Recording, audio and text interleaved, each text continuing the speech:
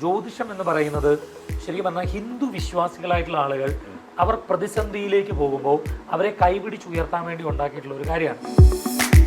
ഗജതുരക സഹസ്രം ഗോകുലം കോടിദാനം കനകരചിത പാത്രം എന്നൊക്കെ പറഞ്ഞൊരു പദ്യമുണ്ട്. എക്സ്ക്ലൂസീവ് ആയിരിക്കും. അതായത് ലോകത്തിൽ ആദ്യമായിട്ട് സണ്ണി ലിയോണിയുടെ ജ്യോത്സ്യം പറയുന്നത് താങ്കളായിരിക്കും. നിങ്ങൾ ഇതുവരെ കാണാത്തവരെന്നെ ചിലപ്പോൾ അതിലൂടെ കാണേണ്ടി വന്നാൽ പിന്നെ ഞാൻ പുറത്തിറങ്ങി നിൽക്കട്ടെ. സാമ്പത്തിക നേട്ടം ഉണ്ടാക്കാൻ വേണ്ടി നിങ്ങളെ ഭയപ്പെടുത്തി ഞാൻ പൈസ മേടിച്ചെങ്കിൽ നിങ്ങൾ പറയുന്നത് ശരിയാണത്. നിങ്ങൾ സണ്ണി ലിയോണുമായിട്ട് വീഡിയോ പോലല്ല അഭിനയിക്കുന്നത്. ഞാനല്ല, എതിർക്കുന്നവരും ഉണ്ടാവാം, പക്ഷെ നമ്മൾ അത് നോക്കുന്നില്ല. സ്നേഹിക്കുന്നവരെ നോക്കിയാൽ മതി. എന്തിനാണ് എതിർക്കുന്നത്? എന്തൊക്കെ ലോകത്ത് അറിവുണ്ടോ ആ അറിവുകളെല്ലാം ആ ജ്യോത്സ്യൻ സമ്പാദിക്കണം. ശരിക്കും എനിക്ക് തോന്നുന്നു എല്ലാ വർഷങ്ങളിലും ബിഗ് ബോസിലേക്ക് വിളിക്കപ്പെടുന്ന ഒരാൾ ഞാനാണ്. ഹായ്, ഹലോ, നമസ്കാരം. മൂവി വേൾഡ് മീഡിയയിലേക്ക് സ്വാഗതം. ഇന്ന് നമ്മൾ വിശേഷങ്ങൾ പങ്കിടുന്നത് നമ്മുടെ സിനിമാ സീരിയൽ താരങ്ങളുടെയൊക്കെ വിശേഷങ്ങൾ നമ്മൾ ധാരാളം നമ്മുടെ ഈ ഒരു പേജിലൂടെ നമ്മുടെ ഈ ഒരു ചാനലിലൂടെ നിങ്ങൾ കണ്ടിട്ടുണ്ട്. പക്ഷേ ഇന്ന് എന്നോടൊപ്പം ഉള്ളൊരു വ്യത്യസ്തനായിട്ടുള്ളൊരു താരമാണ് നമ്മോടൊപ്പം ഉള്ളത്. കാര്യം ഇദ്ദേഹത്തെക്കുറിച്ച് പറയാനാണെങ്കിൽ എല്ലാവരും നാളെ പറയും, പക്ഷേ നാള് പറയുമ്പോൾ നാളിൻ്റെ കൂടെ തന്നെ രസകരമായിട്ടുള്ള രീതിയിലാണ് സംസാരിക്കുന്നത്. നിങ്ങൾക്ക് മനസ്സിലായി കാണും ആരാന്നുള്ളത്. നമ്മുടെ പ്രിയങ്കരനായിട്ടുള്ള നമ്മുടെ അസ്ട്രോളജിസ്റ്റ് നമ്മുടെ ഹരി പത്തനാപുരം. ചേട്ടാ നമസ്കാരം. സുഖമായിട്ടിരിക്കുന്നു? വളരെ സന്തോഷം. നമ്മൾ എനിക്ക് തോന്നുന്നു ലാസ്റ്റ് ഞാൻ ചേട്ടൻ്റെ വീടിൻ്റെ പാലേജിലാണ്. പക്ഷെ അത് നമ്മൾ ഒരു ഹോം ടൂർ പോലെ എടുക്കാനൊക്കെ വിചാരിച്ചിരുന്നു. പക്ഷേ നടന്നില്ല. പക്ഷേ ഹോം ടൂർ ചോദിച്ചതും നമ്മളാണ്. ചേട്ടാ സുഖമായിട്ടിരിക്കുന്നു? പിന്നെ എങ്ങനെയുണ്ട് പുതിയ വീട്ടിലേക്ക് കയറിയിട്ടുള്ള വിശേഷങ്ങളൊക്കെ? ഒന്നുമില്ല, അത് മൊത്തം ഒന്ന് സെറ്റായി വരുന്നേ ഉള്ളൂ. നമുക്ക് പഴയ വീട്ടിൽ നിന്ന് പുതിയ വീട്ടിലേക്ക് വരുമ്പോൾ ഉണ്ടാകുന്നൊരു കാലതാമസം ഉണ്ടല്ലോ, എല്ലാം സെറ്റായി വരാം. എങ്കിലും ഒരു സ്വന്തം വീട് എന്ന് പറയുന്നത് എപ്പോഴും ഒരു നല്ലതാണ്. ഞാൻ മനസ്സിലാക്കുന്ന ഏറ്റവും കൂടുതൽ ഒരു വേദന ഉണ്ടാകുന്ന കാര്യം നമ്മൾ വീടില്ലാതെ വാടക വീട്ടിൽ താമസിക്കുന്നത്. ഇപ്പം ജോലിക്ക് വേണ്ടി നമ്മൾ ചില സ്ഥലത്തൊക്കെ പോയിട്ട് വാടകയ്ക്ക് വീട് എടുക്കുമെങ്കിലും നമുക്ക് വീടേ ഇല്ലാതെ നമ്മൾ വീടൊരു ആവശ്യമായി വരുന്ന ഒരു ഘട്ടമുണ്ട്. എന്നുവെച്ചാൽ ഇപ്പം ഞാൻ താമസിച്ചുകൊണ്ടിരുന്ന വാടക വീട് അവർ ഹൗസ് ഓണർ നല്ല മനുഷ്യനാണ്. എന്നാൽ മുമ്പ് താമസിച്ചുകൊണ്ടിരുന്നിടത്ത് പെട്ടെന്ന് അവർക്കത് വീട് വിൽക്കണം, മാറണമെന്ന് പറയുമ്പോൾ നമുക്കത് ഭയങ്കര ബുദ്ധിമുട്ടാകും. കാരണം പെട്ടെന്നൊരു വീട് കണ്ടുപിടിക്കുക, പിന്നെ ഇതെല്ലാം കൂടെ എടുത്തുകൊണ്ട് അടുത്ത വീട്ടിലേക്ക് പോവുക, അങ്ങനത്തെ കുറച്ച് ബുദ്ധിമുട്ടുകൾ വരും. അപ്പോൾ സ്വന്തം വീടായാൽ എനിക്ക് മാറേണ്ട കാര്യമില്ല, നമുക്ക് സെക്യൂർ ആണ്. പിന്നെ പിള്ളേർക്കും ഒക്കെ ഭയങ്കര സന്തോഷമാണ്. അങ്ങനെ കൂളായിട്ട് പോകുന്നു. ചേട്ടാ പലർക്കും നാളുകൾ നോക്കുമ്പോൾ നിങ്ങൾക്ക് ഇന്ന സമയത്ത് വീട് വയ്ക്കാൻ പറ്റും, ഇന്ന സമയത്ത് നിങ്ങൾക്ക് കല്യാണം നടക്കും എന്നൊക്കെ പറയുമ്പോഴും ഉള്ളുകൊണ്ടൊരു വേദന, നമുക്കൊരു വീടില്ല എന്നുള്ളൊരു വേദന ഉണ്ടായിട്ടുണ്ടോ? തീർച്ചയായിട്ടും ഉണ്ടായിട്ടുണ്ട്. എന്നെക്കാട്ടി എൻ്റെ അമ്മ, അത് ശരിക്കും ഞാൻ ഈ വീടിപ്പം വെക്കാൻ തന്നെ കാരണം സി കേരളത്തിൽ ഞാനും എൻ്റെ ആളും എന്ന് പറഞ്ഞൊരു റിയാലിറ്റി ഷോ ഉണ്ടായിരുന്നു. അപ്പോൾ ആ സമയത്ത് ഒരു ദിവസം അമ്മ വന്നു ഞങ്ങളോടൊപ്പം. അപ്പോൾ അമ്മ അവിടെ എന്നിട്ട് പറഞ്ഞു എനിക്കൊരു വിഷമമുണ്ട് എന്ന് ചോദിച്ചു. അപ്പോൾ അന്ന് ജോണി ആന്റണി ചേട്ടനും നിത്യാദാസും എല്ലാവരും ചോദിച്ചാൽ അതെന്താണ് ആ വിഷമം എന്ന് ചോദിച്ചപ്പം അമ്മ പറഞ്ഞു ഇങ്ങനൊരു വീടില്ല, ഇവിടെ ഒരു വീടായി കാണണമെന്നുള്ളതാണ് എൻ്റെ ജീവിതത്തിലെ ഏറ്റവും വലിയ ആഗ്രഹം. അപ്പം ഞാൻ ആലോചിച്ചു അമ്മയ്ക്ക് അങ്ങനെ ഒരു ആഗ്രഹമുള്ളപ്പോൾ അത് സാധിച്ചു കൊടുക്കുക എന്ന് ചിന്തിച്ചു. പിന്നെ മൊത്തത്തിൽ ഞാൻ നല്ലോണം കാൽക്കുലേറ്റ് ചെയ്തു. കാരണം നമുക്കിപ്പോൾ ഉള്ള ചിലവുകൾ, അപ്പോൾ അതിനേക്കാൾ എത്ര രൂപ കൂടുതൽ നമുക്കിനി അടയ്ക്കേണ്ടി വരും, കാരണം അത് കണ്ടെത്തണമല്ലോ.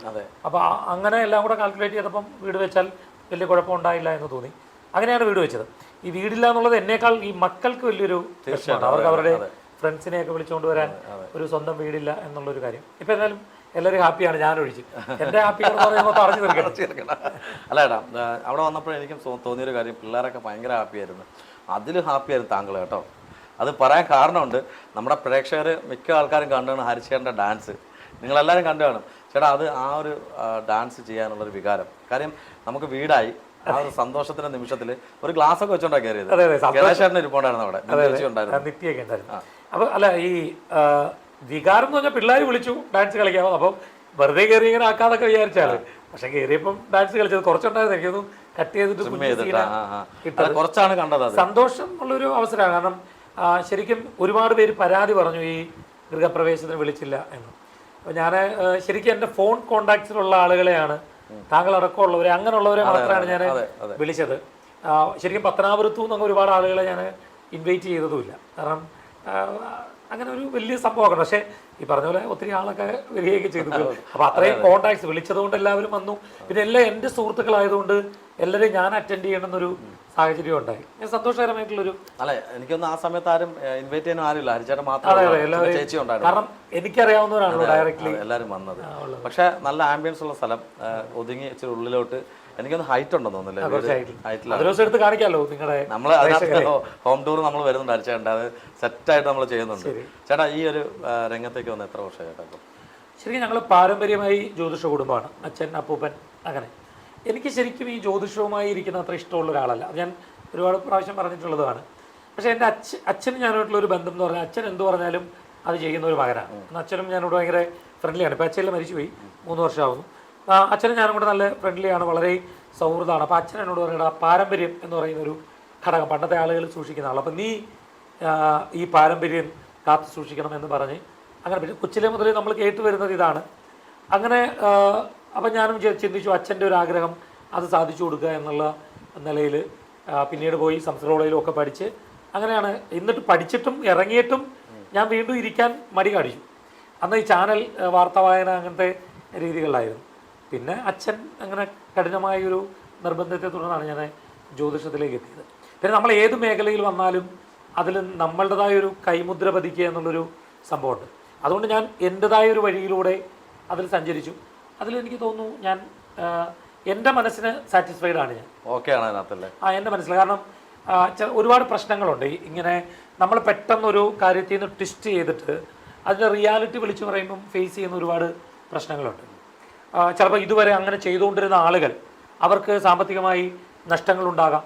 പിന്നെ തീവ്രമായ ചിന്തകളുള്ള ഒരുപാട് ആളുകളുണ്ട്. ഇപ്പം ഹിന്ദു, ഈ മുസ്ലിം എല്ലാത്തിലും തീവ്ര ചിന്തയുണ്ട്. അപ്പോൾ അത് ഈ തീവ്ര ചിന്തകളുള്ള ആളുകൾക്ക് നമ്മളിത് പറയുന്നത് ഈ ഹിന്ദു വികാരത്തിനെതിരാണോ എന്നൊക്കെയുള്ള രീതിയിലുള്ള ചിന്തകളുണ്ട്. തുടക്ക സമയത്ത് അത് ഭയങ്കരമായിട്ട് ഞാൻ ഫേസ് ചെയ്തിട്ടുണ്ട്. ഇപ്പം കുറഞ്ഞു വന്നിട്ടുണ്ട്. കാരണം എന്നോട് പറഞ്ഞിട്ട് വലിയ കാര്യമില്ല എന്ന് തോന്നിയിട്ടുള്ളത് കൊണ്ട് അത് ഇപ്പം അങ്ങനെ വലുതായിട്ട് പറയാറില്ല. അപ്പം അങ്ങനെയുള്ള പല പ്രശ്നങ്ങളെ ഫേസ് ചെയ്തിട്ടുണ്ട്. പക്ഷേ അൾട്ടിമേറ്റായിട്ട് എനിക്ക് തോന്നുന്നത് ഞാൻ ചെയ്തത് ശരിയാണ്. പല സ്ഥലത്ത് ചെല്ലുമ്പോൾ ആളുകൾക്ക് നമ്മളോടുള്ള സ്നേഹം, അവർ കാണിക്കുന്ന ഒരു കരുതൽ, അതൊക്കെ കാണുമ്പോൾ ഭയങ്കര. ഇപ്പോൾ ഈ റീസെൻ്റ്ലി ഞാൻ മസ്കറ്റിൽ പോയിരുന്നു. അപ്പോൾ അവിടെ വൈകിട്ട് എന്നെ കൊണ്ടുപോയ എൻ്റെ ഫ്രണ്ട്സ് ഉണ്ടായിരുന്നു. അവർ ശംഭു, പിന്നെ അതുപോലെ രതീഷ്, കണ്ണൻ നായർ, അവരെല്ലാം കൂടെ റെജി എന്നൊക്കെ പറഞ്ഞിട്ട് അവരെ ഫുഡ് കഴിക്കാൻ വേണ്ടി കൊണ്ടുപോയി. റൈച്ചേട്ടൻ ഫുഡ് കഴിക്കാൻ കൊണ്ടുപോയപ്പോൾ ആ ഹോട്ടലിൽ ഫുഡ് കഴിച്ചിട്ട് ഇറങ്ങിയപ്പോൾ അതിൻ്റെ ഓണർ എന്നെ കാണുന്നത്. അപ്പോൾ പുള്ളി ഭയങ്കര പറഞ്ഞ അവിടെ ഹിന്ദിക്കാരനായിരുന്നു. അവിടെ പൈസ തിരിച്ചു കൊടുക്ക് എന്നൊക്കെ പറഞ്ഞിട്ട് കൊടുത്ത പൈസ തിരിച്ച് തരികയും എന്നിട്ട് അവനോട് പറഞ്ഞു ഇത് ആരാന്ന് അറിയത്തില്ല, എനിക്ക് നമ്മുടെ ഇവിടെ വന്നത് തന്നെ നമുക്ക് ഭാഗ്യമാണെന്നൊക്കെ പറഞ്ഞു. അപ്പോൾ ഈ കൂടെ വന്നവർ പറഞ്ഞു ഇത് ആദ്യം പറഞ്ഞിരുന്നത് ഞങ്ങൾ കുറച്ചുകൂടെ മേടിച്ച് കഴിച്ചു തരായിരുന്നല്ലോ എന്നൊക്കെ പറഞ്ഞു. പക്ഷെ അതിലൊരു സാറ്റിസ്ഫാക്ഷൻ എന്താണെന്ന് വെച്ചാൽ സ്നേഹിക്കുന്ന ആളുകൾ അത്രയേറെ ഉണ്ട് എന്നുള്ളതാണ്. ഇനി അതിലും തമാശയുണ്ട്. തിരിച്ചു വന്നപ്പോഴേ ഇത് ട്രോളാവും ചിലപ്പം. തിരിച്ചു വന്നപ്പോൾ ഞാൻ എയർപോർട്ടിൽ ഇങ്ങനെ ഇരുന്നപ്പം ഈ നമ്മൾ വരുമ്പോഴേ നമ്മുടെ സുഹൃത്തുക്കൾക്ക് കൊടുക്കേണ്ടത് ഡ്യൂട്ടി ഫ്രീ എന്നുള്ള സാധനമാണ്. അപ്പം ഞാനെന്നാൽ ഞാൻ മാസ്ക് ഒക്കെ വെച്ചിട്ടുണ്ട്. ഞാൻ പെരിയ ഡ്യൂട്ടി ഫ്രീയിലേക്ക് കയറിയിട്ട് ഇങ്ങനെ ഇതിൽ ഏതെടുക്കണം എന്നുള്ള കൺഫ്യൂഷൻ നമുക്ക് ഒരാൾ വന്ന് ഹരിഭദ്രാവരമല്ലേ ഞാൻ പറയാതെ എന്ത് ചെയ്ത് ഞാൻ പറയാം ഫ്രണ്ട്സിന് കൊടുക്കാൻ വേണ്ടി. അത് കുഴപ്പമില്ല, ഇതെടുക്കുന്നതിനെക്കാട്ടി നല്ലത് ഇതെടുക്കുന്നതാണ്, ഇതാകുമ്പോൾ ഇങ്ങനെയാണ് അങ്ങനെയാണെന്നൊക്കെ പറഞ്ഞിട്ട് എടുത്ത് വന്നിട്ട് പുള്ളി പേ ചെയ്തു. ഞാൻ പറഞ്ഞു വേണ്ട ഞാൻ കൊടുക്കാം. പുള്ളിയോട് വേണ്ട അത് ഞാൻ കൊടുത്തോളാം, നിങ്ങൾ മദ്യത്തിന് പൈസ മുടക്കരുത് എന്നൊക്കെ പറഞ്ഞിട്ട് പൈസ കൊടുത്തിട്ട് മേടിച്ചു. അവരെ രസകരമായ അത് രസകരമാണ്. കാര്യം എന്ന് വെച്ചാൽ നമ്മൾ മാസ്ക് വെച്ച് ആരും കാണാതെ പോകുമ്പോൾ കണ്ടുപിടിക്കുക, ഇത്രയും ഭാഗം വെച്ച് കണ്ടുപിടിക്കുക എന്നുള്ളത് ഏറ്റവും വലിയ സൗണ്ട് കുറച്ച് ഐഡന്റിഫൈ ചെയ്യാറ്. അത് വ്യത്യസ്തമായ സൗണ്ടാണ്. അതിനകത്ത് ബേസും ഉണ്ട്, എന്നാൽ ചെറിയ നോയ്സ് സൗണ്ടും ഉണ്ട്. അത് അപ്പം ഇങ്ങനെയുള്ള സ്നേഹം ഇപ്പം കള്ള് മേടിച്ച് തന്നത് കൊണ്ടോ ഫുഡിന് പൈസ കൊടുക്കാത്തത് കൊണ്ടോ അല്ല, അല്ലാതെയും ഞാൻ പല സ്ഥലത്ത് പോകുമ്പം ആളുകളുടെ ഒരു സ്നേഹം കാണുമ്പോൾ. അല്ല ചേട്ടാ, നമ്മൾ ഇപ്പം ചേട്ടൻ പറഞ്ഞ ചേട്ടൻ സെലിബ്രിറ്റി തന്നെയാണ്. സെലിബ്രിറ്റീസ് പോകുമ്പോൾ ഇപ്പം ഉദാഹരണത്തിന് ഇപ്പം നമ്മൾ അറിയാം സ്റ്റുഡിയോ ഷിജു പടിഞ്ഞാറ്റിൻകര സ്റ്റുഡിയോ ഇരിക്കുന്നത് കൊട്ടാരക്കര വാർത്തകൾ. അപ്പോൾ പുള്ളി തന്നെ എത്രയോ പ്രാവശ്യം ദുബായിൽ പോയിട്ടുണ്ട്, ആൾക്കാരെ കൊണ്ടുപോയിട്ടുണ്ട്. ചേട്ടൻ അറിയാമല്ലോ, സെലിബ്രിറ്റീസിനെ കൊണ്ടുപോകും, അവർക്ക് ഇഷ്ടമുള്ള മേടിച്ച്. അത് തന്നെയാണ് ചേട്ടനോട് അല്ല ഷിജുവിൻ്റെ ഒരു സംഭവമുണ്ട് ഈ മസ്കറ്റിൽ തന്നെ. മസ്കറ്റിൽ ഞാൻ ഒരു ദിവസം ഞങ്ങൾ വൈകിട്ട് ഇങ്ങനെ യാത്ര പോയപ്പോഴേ എന്നോട് പിന്നെ അത് കൂടെ ഉണ്ടായിരുന്ന ആൾ ചോദിച്ചു ഒരു കൊട്ടാരക്കര കണ്ണാടി വെച്ചൊരു ന്യൂസ് ചെയ്യത്തില്ലേ എന്ന് ചോദിച്ചു. അപ്പം ഞാൻ ശരിക്കും പറഞ്ഞാൽ എനിക്ക് എൻ്റെ ഈ കൂളിംഗ് ഗ്ലാസ് ഉണ്ടായിരുന്നില്ല. ഞാനപ്പോൾ പോകുന്നതിന് മുമ്പ് എനിക്ക് കൂളിംഗ് ഗ്ലാസ് വേണം. അപ്പം ഞാൻ ഷിജുവിനെ വിളിച്ച് പറഞ്ഞു ഷിജു എനിക്കൊരു കൂളിംഗ് ഗ്ലാസ് തരാമോ? പിന്നെന്താണ് നല്ല ആളുടെ റെയ്ബാൻ തന്നെ തന്നേക്കാം എന്ന് പറഞ്ഞിട്ട് വന്നിട്ട് ഷിജു എനിക്കൊരു കൂളിംഗ് ഗ്ലാസ് തന്നു. അത് വെച്ചിട്ട് പോയി. അപ്പം ഞാൻ അവരോട് പറഞ്ഞാൽ ഇതാ പുള്ളിയുടെ കൂളിംഗ് ഗ്ലാസ്സാ എന്ന് പറഞ്ഞിട്ട് ഞാൻ അവരെ വീഡിയോ കോൾ ചെയ്ത് അവരെ കാണിച്ച് സംസാരിക്കുകയൊക്കെ ചെയ്തു. അല്ല, സ്നേഹം എന്ന് പറയുന്നത് എതിർക്കുന്നവരും ഉണ്ടാവാം, പക്ഷേ നമ്മളത് നോക്കുന്നില്ല, സ്നേഹിക്കുന്നവരെ നോക്കിയാൽ മതി. എന്തിനാണ് എതിർക്കുന്നത്? ചേട്ടാ പലരെയും ചോദ്യങ്ങളുണ്ട്. ഈ ജ്യോത്സ്യന്മാരെല്ലാവർക്കും നല്ലത് പറഞ്ഞു കൊടുക്കുന്നുണ്ട്, ചില ജ്യോത്സ്യന്മാർ ക്ഷയിച്ചു പോകുന്നുണ്ട്. അതായത് ഈ സാമ്പത്തികമായിട്ട് മുന്നോട്ട് പോകാതെ ക്ഷയിച്ചു പോകുന്നുണ്ട്. അതിൻ്റെ കാരണം എന്തായിരിക്കും ചേട്ടൻ്റെ പ്രോസസ്? അത് ഒന്ന് ഞാൻ മനസ്സിലാക്കുന്നത്, ഒന്ന് ഈ ശരിക്കും പറഞ്ഞാൽ ഈ മന്ത്രവാദം ഹോമം പൂജയൊക്കെ ചെയ്യുന്നവരുടെ കയ്യിൽ നല്ല പൈസയുണ്ട്. പിന്നെ ഈ ക്ഷയിച്ചു പോകുന്നതിൽ ചിലപ്പോൾ ഈ പറഞ്ഞ പോലെ എന്നെ പോലൊക്കെ ഇരിക്കുന്നതോ അല്ലെ എൻ്റെ അച്ഛനെ പോലൊക്കെ ഇരിക്കുന്ന ആളുകളായിരിക്കാം. കാരണം പണമുണ്ടാക്കാൻ പെട്ടെന്ന് പറ്റുന്ന ഒരു മാർഗ്ഗമാണ്. എനിക്കെന്തുകൊണ്ടാണ് നിങ്ങളുടെ മുമ്പിൽ വന്നിട്ട് തുറന്ന് സംസാരിക്കാൻ പറ്റുന്നതെന്ന് പറഞ്ഞാൽ ഞാൻ പറയുന്നതിന് വിപരീതമായി അപ്പുറത്ത് പ്രവർത്തിക്കാത്തത് കൊണ്ടാണ്.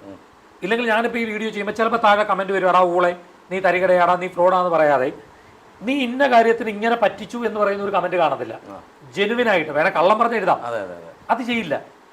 ഞാൻ പറഞ്ഞില്ല, തീവ്ര നിലപാടുള്ള ആളുകൾക്ക് ചിലപ്പോൾ ഇതിന്റെ താഴെയും കമന്റ് ഇടാം, നീ ഊളയാടാ നീ ഫ്രോഡാടാ. ശരിക്കും പറഞ്ഞാൽ ഊളയാന്ന് പറഞ്ഞാൽ ഞാൻ താഴെ അതിപ്പോഴാണോ നിങ്ങൾ അറിയുന്നേ എന്ന് പറഞ്ഞിട്ട് മറുപടി കൊടുക്കാം. നമ്മൾ ഊളയല്ലെന്ന് നമ്മൾ പറയുമ്പോഴല്ലേ ഉള്ളൂ പ്രശ്നം.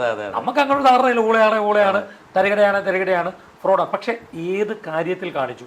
നിങ്ങളോട് പുറത്ത് പറയുന്നതിന് വിപരീതമായി എൻ്റെ മുമ്പിലേക്ക് വരുന്ന ആളുകളെ ഹിന്ദു ആചാരങ്ങളുടെ അതിൽ പറയാത്ത കാര്യങ്ങൾ പറഞ്ഞുകൊണ്ട് സാമ്പത്തിക നേട്ടം ഉണ്ടാക്കാൻ വേണ്ടി നിങ്ങളെ ഭയപ്പെടുത്തി ഞാൻ പൈസ മേടിച്ചെങ്കിൽ നിങ്ങൾ പറയുന്നത് ശരിയാണത്.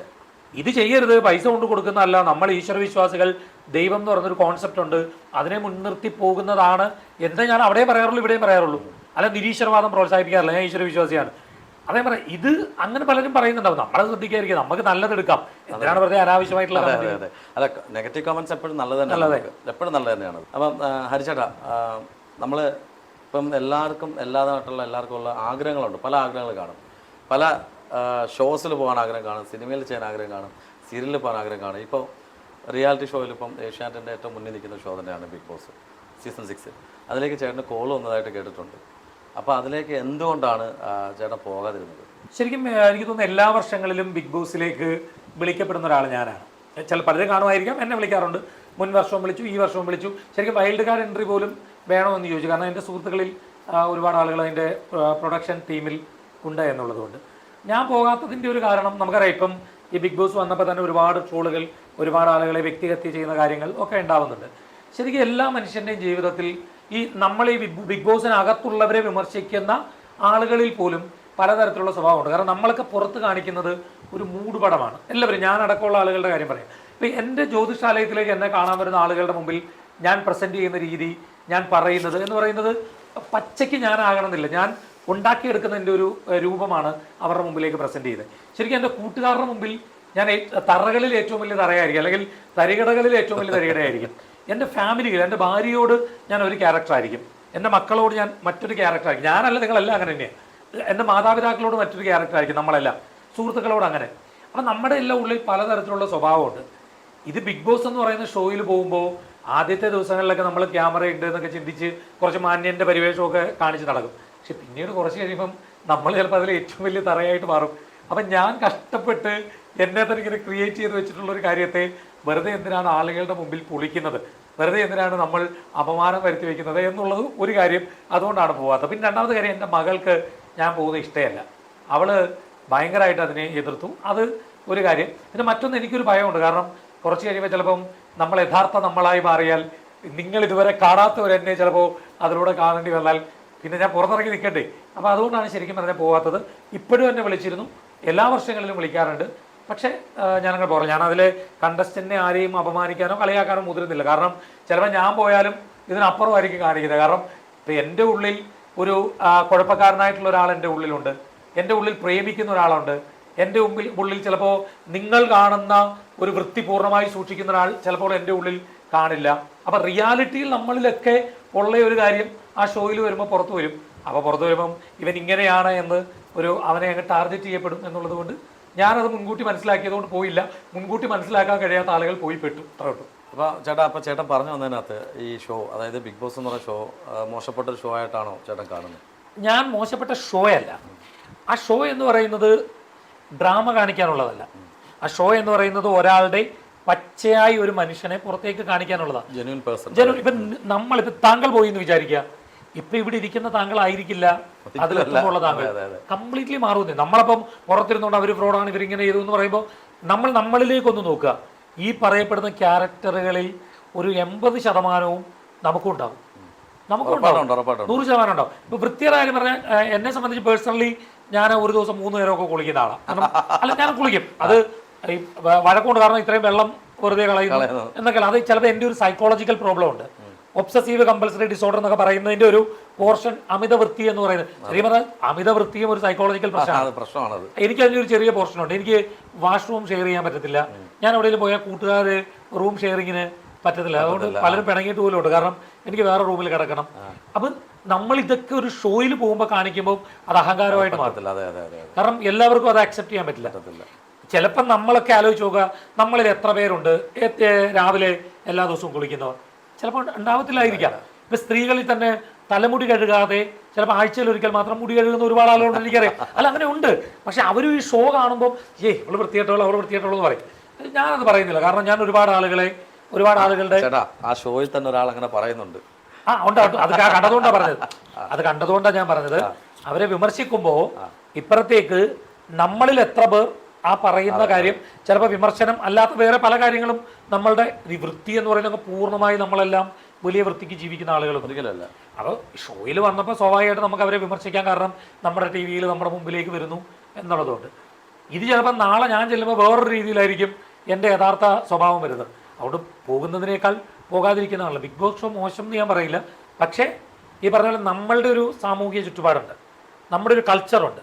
ആ കൾച്ചറിൽ നിന്ന് നോക്കുമ്പോൾ അതൊരു മോശം ഷോ ആയിട്ട് തോന്നും. പക്ഷേ നമ്മുടെ വീട്ടിലേക്ക് ക്യാമറ വെച്ചാൽ ഇതേ സാധനമായിരിക്കും നമ്മുടെ വീട്ടിൽ നിന്ന് കിട്ടുന്നത്. തീർച്ചയായിട്ടും അവിടെ ഒരു ക്യാമറ സെറ്റ്, നമ്മുടെ വീട്ടിലൊരു ക്യാമറ വയ്ക്കും, നമ്മുടെ വീട്ടിലൊരു ക്യാമറ വെക്കും. നമ്മുടെ വീട്ടിൽ വെച്ച് കഴിഞ്ഞാൽ അവിടെ ബീപ്പ് അടിക്കാൻ പറ്റത്തില്ല, കൂപ്പ് അടിക്കാൻ പറ്റത്തില്ല. അത് മാത്രമേ ഉള്ളൂ വ്യത്യാസം. ബിഗ് ബോസിൽ പോയാൽ കൂപ്പ് അടിക്കും, നമ്മുടെ വീട്ടിലെ ക്യാമറയിൽ കൂപ്പ് അടിക്കാൻ പറ്റില്ല. ചെവി പൊട്ടും, അത്രേ ഉള്ളൂ. ചേട്ടാ, അതിനകത്ത് വേറെ ഞാനും അതിനകത്ത് അപ്ലൈ ചെയ്തായിരുന്നു. എനിക്ക് ഹോപ്പ് ഉണ്ടായിരുന്നു, കിട്ടും എന്നുള്ളൊരു ഹോപ്പ് ഉണ്ടായിരുന്നു. പക്ഷേ ഫൈനലി അതിൽ ജസ്റ്റ് ഒരു എന്തോ ഒരു ഇതിൽ പോയി. പക്ഷേ അതിനകത്തുള്ളവരാരെയും എല്ലാവർക്കും അറിയുന്നവരൊന്നുമില്ല. ഈ പറയുന്നത് എന്നെ എല്ലാവർക്കും അറിയണമെന്നില്ല. പക്ഷേ എന്തുകൊണ്ടാണ് ചേട്ടാ ഞങ്ങളെപ്പോലുള്ള ആൾക്കാരെ അതിനകത്ത് തള്ളിക്കളയുന്നതിൻ്റെ കാരണം എന്താണെന്ന് പറയാൻ പറ്റും. കാര്യം ഞാൻ ഏതാണ്ട് ഇപ്പം 300ഓളം ഇൻ്റർവ്യൂ എടുത്തിട്ടുണ്ട് ടോട്ടലി, പല ചാനലിലായിട്ട്, പല ഷോസ് ചെയ്യുന്നുണ്ട്, പല ആർട്ടിസ്റ്റുകളോട് നിൽക്കുന്നുണ്ട്, ലൈവായിട്ട് പ്രോഗ്രാം ചെയ്യുന്നുണ്ട്. ഇതൊക്കെ വെച്ചിട്ടാണ് ഞാൻ എൻ്റെ പ്രൊഫൈൽ അയച്ചു കൊടുത്തത്. പക്ഷേ എന്നിട്ടും ആ ഒരു ലെവൽ, എന്നിട്ട് ബിഗ് ബോസിനെ തള്ളിക്കളഞ്ഞ ആൾക്കാരെ വിൻ ചെയ്തു കഴിഞ്ഞ വർഷം വരെ. അതെ, അല്ല ഞാൻ പറയുന്നത് ഇതിപ്പം പ്രതീക്ഷകൾ ഒരിക്കലും കൈവിടരുത്. കാരണം ഇത് തുടർന്ന് പോയാൽ ശരിക്കും എല്ലാവർക്കും അവസരങ്ങൾ കിട്ടുന്ന ഒരു ലെവലിലേക്കൊക്കെ എത്തും. പിന്നെ അവർക്ക് അവരുടേതായ ഒരു ക്രൈറ്റീരിയ ഉണ്ടാവും ഏതൊരു കാര്യത്തിലും തിരഞ്ഞെടുക്കുന്നില്ല. അവരത്രയും സ്റ്റഡി ചെയ്തിട്ടൊക്കെ ആയിരിക്കും തിരഞ്ഞെടുക്കുന്നത്. അപ്പോൾ തീർച്ചയായിട്ടും താങ്കളുടെ ടേൺ വരും, ധൈര്യമായിട്ട് നോക്കിയിട്ട് പറയാം, താങ്കളുടെ ടേൺ വരും. താങ്ക് യു സോ മച്ച് ചേട്ടാ. അപ്പോൾ അതുപോലെ ചേട്ടാ, സിനിമയിലൊക്കെ ചാൻസസ് അതായത് വന്നിട്ടുണ്ടെന്ന് ഞാൻ കേട്ടിട്ടുണ്ട്, വിളിച്ചിട്ടുണ്ടെന്നുള്ളത്. പക്ഷേ സിനിമയിൽ അങ്ങനെ കണ്ടിട്ടില്ല. വന്നിട്ടുണ്ട്, പക്ഷെ അധികമായിട്ട് കണ്ടിട്ടില്ല. പക്ഷെ കോളുകൾ വന്നിട്ടുണ്ട്. അത് കൂടുതലും ഈ ജോലി തിരക്കാണ്ട് മാറ്റുന്നതാണ് അതോ?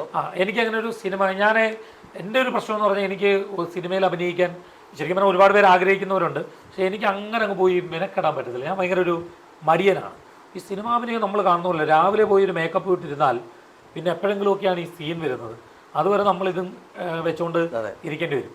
എങ്കിലും ഞാൻ ആദ്യം ഒരു ലൂയിസ് എന്ന് പറഞ്ഞ ഒരു സിനിമയിൽ ചെറിയ റോളിൽ അഭിനയിച്ചു. ക്ലാസ് ബൈ എ സോൾജിയർ എന്ന് പറഞ്ഞാൽ അതൊക്കെ ഇറങ്ങിയ പടങ്ങളാണ് കേട്ടോ. അതിൽ അഭിനയിച്ചു.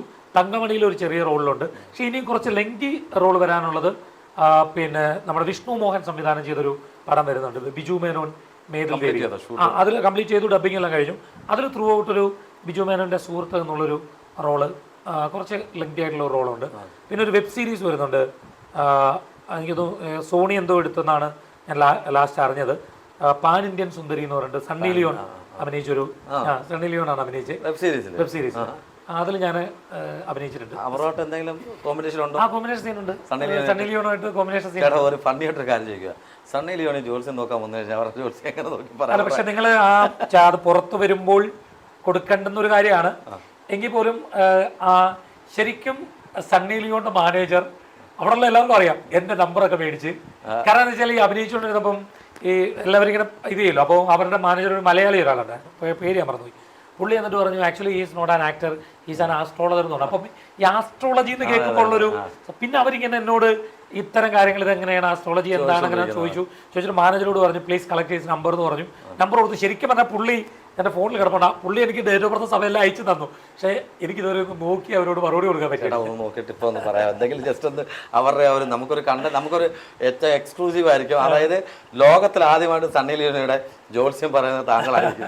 അതൊന്നും അല്ല, അങ്ങനെയല്ല. ഇതാ എല്ലാവരുടെ ഒരു ക്യൂരിയോസിറ്റി ഉണ്ടല്ലോ, അതറിയാം. ആ ഒരു ക്യൂരിയോസിറ്റിയിൽ അവർ നമ്പർ. അപ്പോൾ അവിടെ നിന്ന് നമ്മുടെ ക്രൂസൊക്കെ കൂടെയുള്ളവരെല്ലാം പിന്നെ ഞാനെ കൂടി ചെല്ലുമ്പോൾ സണ്ണി ലിയോന്റെ ജോത്സ്യം. അപ്പോൾ ഞാൻ വളരെ രസമായിട്ട്, നമ്മുടെ കോട്ടയം രമേശ് ചേട്ടനുണ്ടായിരുന്നു, പിന്നെ നെടുമങ്ങാട് അസീസ്, അവരെല്ലാം ഉണ്ടായിരുന്നു. അപ്പോൾ ഞാൻ പറഞ്ഞു, നിങ്ങൾ ദയവായി സണ്ണിക്കുട്ടിയെ കുറ്റം പറയരുത് എന്നൊക്കെ പറഞ്ഞാൽ രസകരമായി. അവർ നാളെ കയ്യിൽ ഇപ്പോഴും ഉണ്ടല്ലോ, ഡേറ്റ് ഓഫ് ബർത്ത് ഒക്കെ അയച്ചത് കിടപ്പുണ്ട്. പക്ഷേ ഞാൻ ഇതുവരെ നോക്കി എനിക്ക് പറഞ്ഞു കൊടുക്കാൻ. എങ്കിലും അവരെ ആ ഒരു അന്ന് കണ്ടതിനകത്ത് വെച്ചിട്ട് ചേട്ടന് മനസ്സിൽ തോന്നിയൊരു പെട്ടെന്ന് തോന്നി അവരിൽ ഉണ്ടായിട്ടുള്ളൊരു ഗുണം എന്ന് വെച്ചാൽ? അല്ല, ഞാൻ ശരിക്കും അതിലൊരു സംഭവമുണ്ട്. അതായത് ഈ ഞാൻ ആദ്യം അതായത് ആ സതീഷ് എന്ന് പറയുന്ന വളരെ അറിയപ്പെടുന്ന ഒരാളാണ്. പുള്ളി നമ്മുടെ കോമഡി ഷോകളുടെയൊക്കെ സ്ക്രിപ്റ്റൊക്കെ എഴുതുന്ന സതീഷാണ് ഡയറക്റ്റ് ചെയ്യുന്നത്. അപ്പോൾ സതീഷാണ് എന്നെ വിളിച്ചത്, ഇങ്ങനെ ഒരു റോൾ ഉണ്ടെന്നാ വരണം എന്നൊക്കെ പറഞ്ഞു. അപ്പോൾ സതീഷ് ആയതുകൊണ്ട് ഞാൻ എന്താണ് കഥയെന്നോ എന്താണ് സംഭവം എന്നോ ഒന്നും ചോദിച്ചില്ല. ചോദിക്കാതെ ഞാൻ പോയി അവിടെ ചെന്നു. പഞ്ചായത്ത് മെമ്പറായിട്ടാണ്. അപ്പം ആദ്യത്തെ ഇത് തന്നെ പഞ്ചായത്ത് മെമ്പറെ അവിടുത്തെ വോട്ടേഴ്സ് എല്ലാം കൂടെ എടുത്തിട്ട് അടിക്കുന്ന പെണ്ണുങ്ങൾ വെള്ളം കിട്ടാത്തേ. അപ്പം അങ്ങനെ ആ രംഗം കഴിഞ്ഞു. പിന്നാണ് എന്നോട് സതീഷ്, അപ്പോൾ അവിടെ ആരൊക്കെയോ പറയുന്നു സണ്ണി ലിയോൺ അടുത്ത ഇതിലുണ്ട്. അപ്പം ഞാൻ തമാശയാണ് ആദ്യം വിചാരിച്ചു, അടുത്ത എപ്പിസോഡിലുണ്ടെന്ന്, അടുത്ത ഷൂട്ടിൽ ദിവസമുണ്ട്. അപ്പം ഞാൻ ആദ്യം വിചാരിച്ചു തമാശയാണ്. പിന്നെ ഞാൻ സതീഷിനോട് ചോദിച്ചു. അപ്പോൾ സതീഷ് പറഞ്ഞു ഉണ്ടെണ്ണ എന്ന് പറഞ്ഞു. അപ്പം എനിക്കൊരു പേടി, എന്നാൽ എൻ്റെ തെറ്റാണ്. ഞാൻ വിചാരിച്ചു ഈ സണ്ണി ലിയോണുമായിട്ട് അഭിനയിച്ചാൽ ഇനി ആളുകൾ എന്ത് പറയും, എന്നെ ഒരു ഇത് യൂട്യൂബ് അങ്ങനെയൊക്കെ എൻ്റെ മനസ്സിൽ എന്തോ അങ്ങനെ ഒരു ഭീതി വന്നു.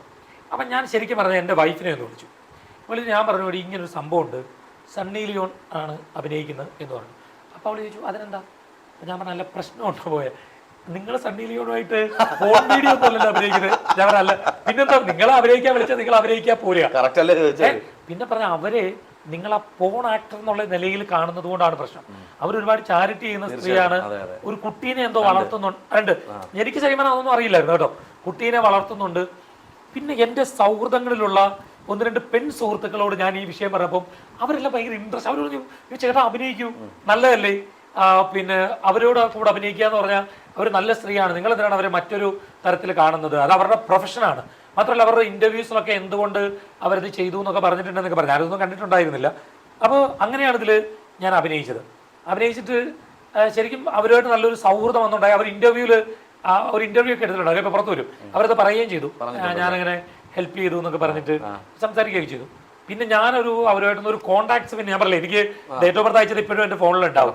പക്ഷെ ഞാൻ അത് പിന്നീട് ഒരു മെയിൻറ്റെയിൻ ചെയ്തില്ല, മറുപടി കൊടുത്തില്ല. ഡേറ്റ് ഓഫ് ബർത്ത് ഓർമ്മയുണ്ടോ? നോക്കിയാലേ പറ്റുള്ളൂ. പക്ഷേ എന്തായാലും കണ്ട സ്ഥിതിക്ക് പുള്ളിക്കാരിയുടെ ഗുണങ്ങൾ എന്താണെന്ന് മനസ്സിലായി, തെറ്റിദ്ധാരണ മാറി. അതെ, തെറ്റിദ്ധാരണയൊന്നും ഇല്ലതേ, ഇതിപ്പോൾ എല്ലാവരും കാണുക. പക്ഷെ ഞാൻ പോയി, എനിക്ക് എൻ്റെ അഹങ്കാരം, ഞാൻ പോയി അഭിനയിക്കുമ്പോൾ അതെ എന്നെ ആളുകൾ ഇങ്ങനെ വിചാരിക്കുമെന്നുള്ള എൻ്റെ താങ്കളുടെ പ്രൊഫഷൻ നോക്കി അല്ല, ഒന്നാമതിലെ ശത്രുക്കളുണ്ട്, പിന്നെ ഇത് അഭിനയിച്ചു എന്ന് പറഞ്ഞിട്ട് ഇനിയും അതിനൊരു ട്രോൾ ചെയ്യാനൊരു സാധനം ഇട്ട് കൊടുക്കണം, അങ്ങനെയൊക്കെയാണ് ഞാൻ ചിന്തിച്ചത്. പക്ഷെ വീട്ടിൽ നിന്ന് തന്നെ നിങ്ങൾ ധൈര്യമായിട്ട് അഭിനയിക്കാൻ പറഞ്ഞാൽ പിന്നെ നമ്മളെന്ത് പഠിക്കും? അല്ല ചേച്ചി വെച്ചതിനകത്തൊരു കാര്യമുണ്ട്, ഫോൺ വീഡിയോയിലല്ലോ വിളിച്ചത്. അതെ, അതിനല്ലല്ലോ വിളിച്ചത്. നിങ്ങളെ അഭിനയിക്കാൻ വിളിച്ചാൽ നിങ്ങൾ പോയി അഭിനയിക്കാൻ പോരുക. അതില് പറഞ്ഞ വേറെ ലാഘവത്തോടെ ഞാൻ പറഞ്ഞോട്ടെ, തുണി കൊടുക്കുന്ന സീനിൽ അഭിനയിക്കാൻ വിളിച്ചത്, അപ്പൊ ധൈര്യമായിട്ട് അഭിനയിക്കാതെ പറഞ്ഞത്. അത് മാത്രമല്ല ചേട്ടാ, ഈ അവരെ കുറിച്ച് പറയാനാണെങ്കിൽ നന്മ ചെയ്യുന്ന ഒരു സ്ത്രീയാണ് അവര്. അപ്പം അവർ മുൻകാല ചിത്രം നോക്കേണ്ട കാര്യമില്ല. പക്ഷെ ഇപ്പോൾ അവർ ചെയ്യുന്നതെല്ലാം നല്ല നന്മകൾ ചെയ്തുകൊണ്ടിരിക്കുന്നതാണ്. അതിന് ഒരു ഭാഗ്യം ചേട്ടന് കിട്ടി, സതീഷ് ചേട്ടൻ വഴി കിട്ടുകയും ചെയ്തു. അതെ അതെ, ഇപ്പോൾ സതീഷ് അത് നല്ല ഇതായിട്ട് എനിക്ക് നല്ല ഒത്തിരി ശരിക്കും പറഞ്ഞാൽ അതിനകത്ത് ഒരു പ്രശ്നം പറ്റിയത് പാലക്കാടൊക്കെയുള്ള ഷൂട്ടിംഗ് ഉണ്ടായിരുന്നു. അപ്പോൾ എനിക്ക് ആ സമയത്ത് പാലക്കാട് എന്നെ വിളിച്ചത് അതിൽ, പക്ഷെ എനിക്ക് പോകാൻ പറ്റിയില്ല. കാരണം ആ സമയത്ത് എനിക്ക് ഈ നേരത്തെ പ്രോഗ്രാംസ് ഇല്ല, അമ്പലങ്ങളിലും അവിടെ ഇവിടെ പ്രസംഗം കേൾക്കുന്നുണ്ട്, നോട്ടീസൊക്കെ അടിച്ച് പബ്ലിഷ് ചെയ്യുന്ന, അപ്പോൾ നമുക്കത് സ്കിപ്പ് ചെയ്യാൻ പറ്റത്തില്ല. അതുകൊണ്ട് അങ്ങനെ പലതും വേണ്ടെന്ന് വെച്ചിട്ടുണ്ട്.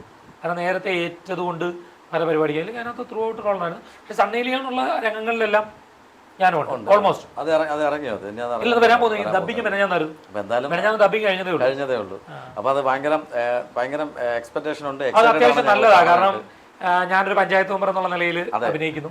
പിന്നെ കുറച്ച് സീൻസ് ഉണ്ട്. ഫണ്ണിയാണോ പഞ്ചായത്ത് മെമ്പർ?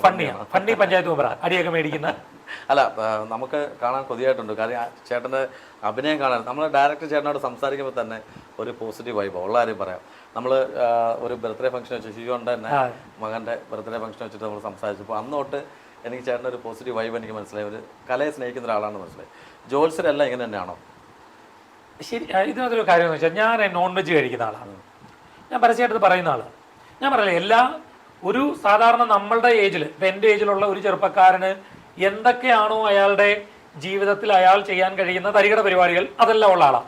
ഞാനത് പ്രത്യേകം പറയുന്നതെന്ന് വെച്ചാൽ ഇന്നത്തെ ചില പിള്ളേരുടെ തരികിട പരിപാടികളുണ്ടല്ലോ, അങ്ങനത്തെ കാര്യങ്ങളൊന്നുമില്ല. ഇപ്പം MDMA അങ്ങനത്തെ അതല്ല, നമ്മുടെ ഏജിൽ അന്ന് അതൊക്കെ കഴിഞ്ഞു വന്ന ആളാണ്. അപ്പം സ്വാഭാവികമായിട്ട് ഞാൻ ജോത്സ്യന് വേണ്ടി എൻ്റെ ഇമേജ് ബിൽഡപ്പ് ചെയ്ത് അങ്ങനെ നിൽക്കുക എന്നൊരു കാര്യമില്ല.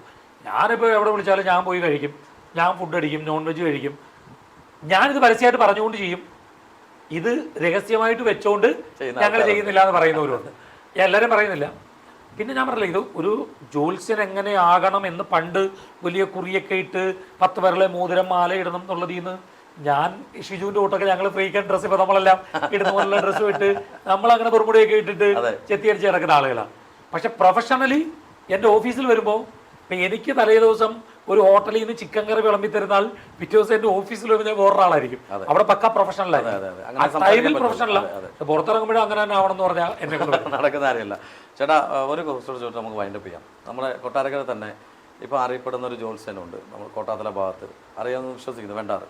പുള്ളി പണ്ട് ഓട്ടോ ഓടിച്ചിട്ട് നടന്ന ആളാണ്. പക്ഷെ പുള്ളി പറഞ്ഞ പോലെ തന്നെ 10 വിരലിൻ്റെ മോതിരം ചെയ്യുന്നതൊക്കെ ഇട്ട്. പക്ഷെ പുള്ളി ഭയങ്കരമായിട്ട് ജ്യോത്സ്യം നടത്തുന്ന ഒരാളാണ്. ദുബായിലൊക്കെ പുള്ളിക്ക് സ്ഥാപനങ്ങളുണ്ട്. അദ്ദേഹത്തെക്കുറിച്ച് അറിയാവുന്ന ഒരാളാണെങ്കിൽ എന്താണ്? അല്ല, എനിക്ക് വ്യക്തിപരമായി അങ്ങനെ അറിയില്ല. ഒത്തിരി ജ്യോത്സ്യന്മാരാണ്, അദ്ദേഹം മാത്രമല്ല ഒരുമാതിരിപ്പെട്ടവരൊക്കെ ഇങ്ങനെ മാലയും മോതിരവും. എനിക്ക് തോന്നുന്നു നമ്മൾ ജ്യോതിഷം എന്ന് പറയുന്നത് ശരിക്കും പറഞ്ഞാൽ ഹിന്ദു വിശ്വാസികളായിട്ടുള്ള ആളുകൾ അവർ പ്രതിസന്ധിയിലേക്ക് പോകുമ്പോൾ അവരെ കൈപിടിച്ചുയർത്താൻ വേണ്ടി ഉണ്ടാക്കിയിട്ടുള്ള ഒരു കാര്യമാണ്. എന്നാൽ പ്രതിസന്ധിയിലേക്ക് അവർ പോകുമ്പോൾ അവരെ വീണ്ടും തള്ളി തറയിലോട്ട് ഇട്ടിട്ട് എനിക്കൊരു 50,000 രൂപ വന്നാൽ ഞാൻ ഇതെല്ലാം മാറ്റിത്തരാം എന്ന് പറയുന്നത് തെറ്റാണ്. അത് പറയാൻ പാടില്ല. ഇതിനെയാണ് ഞാൻ എതിർക്കുന്നത്, ഇതിനെ മാത്രമാണ് എതിർക്കുന്നത്. ഒരാൾ ആത്മഹത്യ ചെയ്യാൻ പോകുമ്പോൾ അയാൾക്കൊരു കച്ചിത്തുരുമ്പെങ്കിലും കൊടുത്തിട്ട് അയാളെ പിടിച്ചിങ്ങനെ ജീവിതത്തിലേക്ക് നീ മരിക്കല്ലേടാന്ന് പറഞ്ഞ് കൊണ്ടുവരുന്നതിന് പകരം നീ കടം മേടിച്ചൊരു 50,000 രൂപ കൂടെ താറാ നിന്നെ പിടിച്ചു കയറ്റാം എന്ന് പറയുന്നത് തെറ്റാണ്. അതിന് ഏത് ജ്യോത്സ്യനായാലും എത്ര വലിയ ജ്യോത്സ്യനാണെങ്കിലും അത് ചെയ്യാൻ പാടില്ല. ആ ജ്യോത്സ്യന്മാരുടെ അടുത്ത് പോയി കടക്കാരായിട്ടുള്ള ഒരുപാട് ആളുകളുണ്ട്, അത് പാടില്ല എന്നുള്ളതാണ് എൻ്റെ കോൺടെസ്റ്റ്. അല്ലാതെ ചെയ്യുന്നവർ അവരുടെ ഇഷ്ടത്തിന് ചെയ്തോട്ടെ, പക്ഷേ ഇത് എന്നും വേണം എന്ന ചിന്തയോടുകൂടി ചെയ്യണം. വിശ്വാസികൾ ഉണ്ടായെങ്കിലേ ജ്യോത്സ്യനും ഉണ്ടാവും എന്നൊരു ചിന്ത ഉണ്ടാവണം. അല്ലാതെ എല്ലാം കൂടി ഊറ്റിപ്പിഴിഞ്ഞെടുത്ത് എല്ലാം കൂടെ നമുക്കാകാം, നമ്മൾ പൈസക്കാരനാകാം, നമ്മൾ മോതിരം മേടിച്ചിടാം, നമ്മൾ മാല മേടിച്ചിടാം എന്ന് വിചാരിച്ചാൽ അത് ഒരു ശരിയല്ല എന്നുള്ളതാണ്. മറ്റുള്ള ജ്യോത്സ്യന്മാരെ അത് ബാധിക്കത്തില്ലേ? ബാധിക്കുന്നുണ്ടാവും. എന്നിട്ട് നല്ല രീതിയിൽ പോകുന്നവരെ ബാധിക്കുന്നില്ലല്ലോ. ഞാൻ പറഞ്ഞില്ല, ഞാനിതുകൊണ്ട് ജീവിക്കുന്ന ആളാണ്. അങ്ങനെ എന്തിനാണ് ഞാൻ ചോദിക്കുന്നത്? വേറൊരാളെ പറഞ്ഞ് പേടിപ്പിച്ച് പൈസ മേടിക്കുന്നത് എന്തിനാണ്? ന്യായമായ കാര്യങ്ങൾ പറഞ്ഞുകൊണ്ട് പൈസ മേടിക്കാൻ, ദക്ഷിണ മേടിക്കാനുള്ള വകുപ്പുണ്ട്. അതിനാണ് ജ്യോതിഷം. ഇത് വരുന്നവനെ കടക്കാരനാക്കിക്കൊണ്ട് ഞാൻ മാത്രം സമ്പന്നനാകാം എന്ന ചിന്ത ഒരു ശരിയുള്ള കാര്യമല്ല. അത് ചെയ്യാൻ പറ്റില്ല. കാരണം ഒരു ജ്യോത്സ്യൻ്റെ അടുത്ത് ഒരിക്കലും ഒരാൾ വരുന്നത് ലോട്ടറി അടിച്ചു എന്ന് പറയാനല്ല, ശമ്പളം കൂടി കിട്ടി എന്ന് പറയാനല്ല, എൻ്റെ ജീവിതം രക്ഷപ്പെട്ടു എന്ന് പറയാനല്ല. അവൻ്റെ പ്രശ്നങ്ങൾ, അവൻ്റെ പ്രതിസന്ധികൾ, അവൻ്റെ മനസ്സിലുണ്ടാകുന്ന സമ്മർദ്ദങ്ങൾ, അവൻ്റെ കടബാധ്യതകൾ, അവൻ്റെ ജീവിതത്തിലുണ്ടാകുന്ന വിഷമതകൾ, അത് പറയാനാണോ വരുന്നത്? ഒന്നാമതൊരു ജ്യോത്സ്യൻ നല്ലൊരു കേൾവിക്കാരനാകണം. രണ്ടാമത് ഏത് രീതിയിലും അവന് സൊല്യൂഷൻ കൊടുക്കാനുള്ള ഒരു കപ്പാസിറ്റി ജ്യോത്സ്യനുണ്ടാവണം. അതിന് ഈ ജ്യോതിഷ ഗ്രന്ഥം മാത്രം പഠിച്ചുകൊണ്ടിരുന്നിട്ട് കാര്യമില്ല, എല്ലാം വായിക്കണം.